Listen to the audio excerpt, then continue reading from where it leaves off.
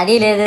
పైగా నా విగ్రహాన్ని కొనడానికి పెళ్లి సంబంధాల్లో పిల్లని చూడడానికి వెళ్ళినట్టు పలోమను 10 మంది వెళ్తారు. అందులో ఒకడికి ఆ బొమ్మ నచ్చిందని, ఇంకోటికి ఈ బొమ్మ నచ్చిందని. నా కర్మ ఏంటంటే అక్కడ ఉన్నవన్నీ నా బొమ్మలే. మళ్ళీ తీరా 10 మందికి ఒక బొమ్మ నచ్చాక అమ్మేటోడు అలుసుగా తీసుకొని 10,000 15,000 అని బాంబు పేలుస్తాడు. ఎందుకురా బాబు ఇంత రేట్ అంటే, కలకత్తా నుంచి తెప్పించామంటాడు. నాకు అర్థం కానిది ఏంటంటే, ఎక్కడైతే నేను కలకత్తా నుంచి అయితే నాకన్నా మొనగాడు వస్తాడా, అక్కడ కూడా నేనే కదా.